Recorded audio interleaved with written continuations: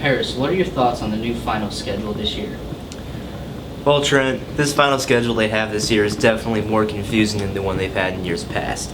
I mean, I'm just looking at it, and we've got all these random final reviews on Wednesday, and we take our 6th-hour final on that same day.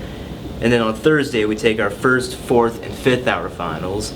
And then Friday, we have our 3rd and 7th-hour finals.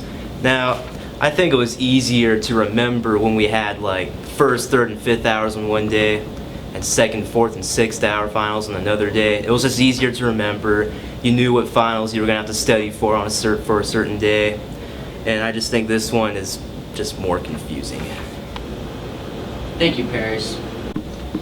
We're currently speaking with Stuart Jenkins, a student at Andover High School. Stuart, what's your opinion on the new final schedule? I actually like the new final schedule because there's 2 late starts and 2 early outs, so I think it's actually a bit nicer and it's more spread out. Thank you, Stuart.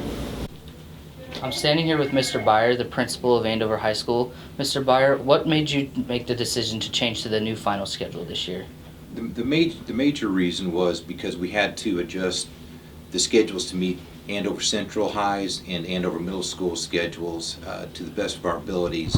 We share right now 5 teachers between the buildings, and if we continue with our schedule, we would have to hire subs for final schedules, and that's not a real good situation for the kids and for the classroom. So if we can make our schedule and those 2 schedules work the best, we don't hire subs, and that way the teachers can actually be in the classrooms during finals. Okay.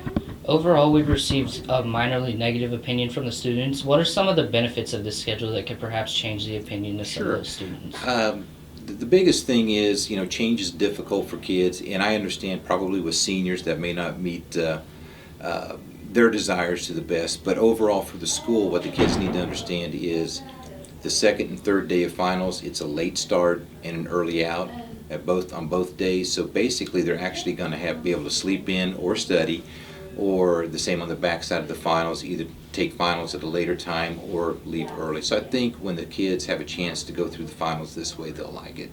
All right, thank you very much, Mr. Byer. You bet. All right, so looking back on our new final schedule, I'm not a huge fan of it. I don't like how we get reviews for some hours more than others. I do, however, like that we get late starts and early exits, but other than that, I don't think it's the best thing for our school.